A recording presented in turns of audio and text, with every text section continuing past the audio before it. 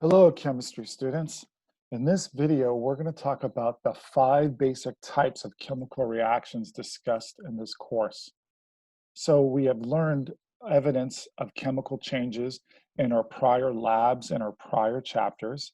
So some of the evidence of a chemical change are bubble formation, heat or light being absorbed or emitted, also a change in composition, or a solid formation.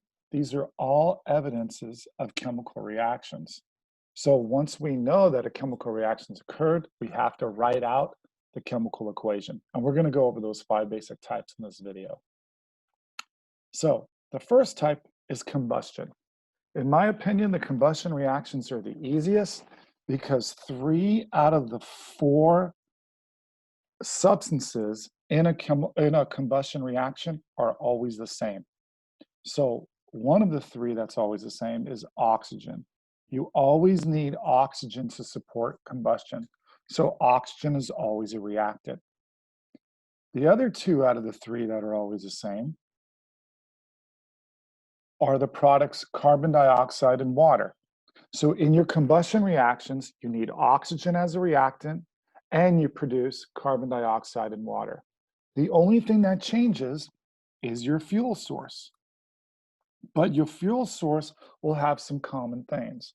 They'll either just be a simple organic compound, a hydrocarbon, which has carbons and hydrogens, or they might also include a carbon, hydrogen, and an oxygen. The reason why I have variables X, Y, and Z for the ratios for the carbons, hydrogens, and oxygen is those can change. And when those ratios change, when we balance the combustion reaction, the coefficients, so the numbers in front of these will also change. And that's why I left them as a blank. So here are 2 examples. So here's methane burning in the presence of oxygen and producing CO2 gas. Now I put a G/L. Typically, combustion reactions are exothermic, so they release a lot of heat and the water vaporizes, but sometimes they might have the water recondensing if there is something for it to recondense on. But what we notice is, again, 3 of the 4 are the same: oxygen, CO2, and water. The only thing that changed or that was different from this skeletal reaction is the fuel source, and it has a specific ratio of 1 carbon to 4 hydrogens. And we go into balancing these specific types in other videos as well. So here's another example: combustion. How do I know? I have oxygen as a reactant, and then I have CO2 and water as a product. The only thing that changes, again, is my fuel source. And in this case, with glucose, the fuel source is carbons, hydrogens, and oxygens. So that's the first type of the 5. The next kind is referred to as a combination, sometimes referred to as a synthesis.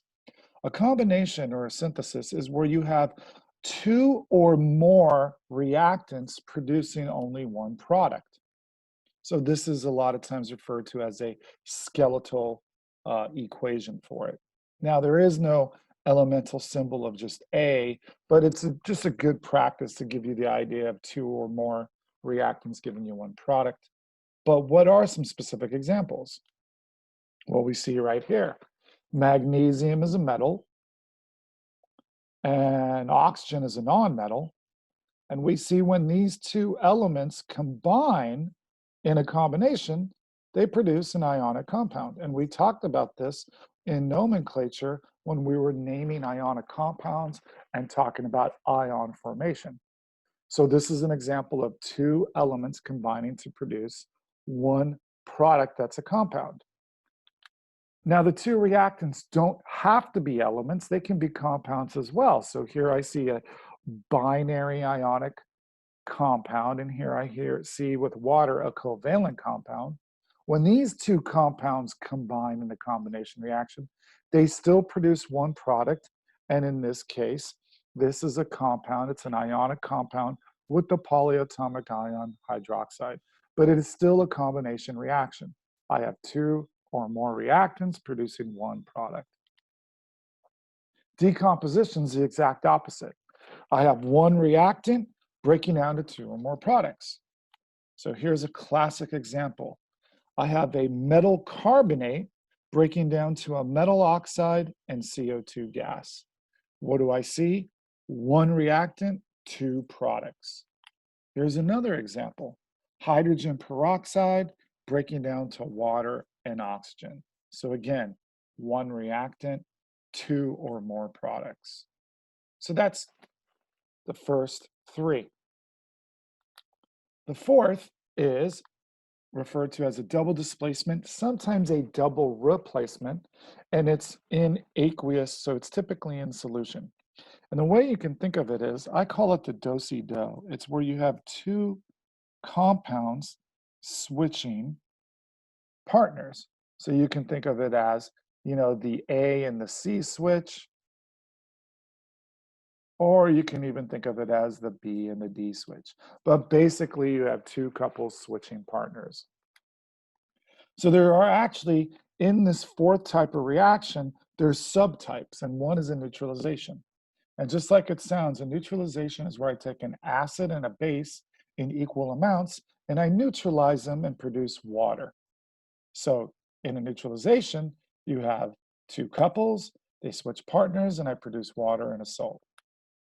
So in this case, I can see that the acid gives me a proton, the base is a hydroxide, I switch partners, and I produce, and I can see here, sodium chloride and water. And you can think of water as HOH. It's easier to balance that way. Another type of double displacement that exhibits this switching of partners is a precipitation, where a solid is produced. So I see that here. I see that the lead 2 and the sodium switch partners. And I produce a lead 2 chloride and a sodium nitrate. And I see that the precipitate is a solid. But in both of these cases, I start with two compounds switching partners, producing two new compounds. Double displacement. So the fifth and final is the single displacement. And a single displacement also typically occurs in an aqueous solution. But unlike a double displacement where there's two compounds switching partners, we now typically have an element and a compound, and one portion of the compound switches with the element to produce a new element and a new compound. So there's different types. One, you see this with metals and acids producing hydrogen gas and a salt. Why hydrogen gas? Well, the hydrogen switches with the metal, which is an element, to produce a new element. So when the hydrogen's kicked out in elemental form, it's hydrogen gas, which is a diatomic, and a new compound, the zinc chloride, which is dissolved in the water. We see it with metals and salts. So if one of the metals is more active, it might displace the other. So in the case here, we see that iron is better at losing electrons being oxidized, and it can kick this out of solution. And I end up forcing the copper to come out, and the iron dissolves as an ion. And I see basically a new metal and a new salt. And the third type is when you have a halogen and a halide salt.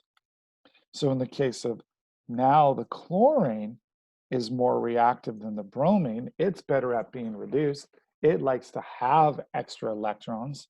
So it takes electrons from the bromine comes out as a neutral element. And now I have the chloride as an ion in this compound of sodium chloride, which is dissolved in solution.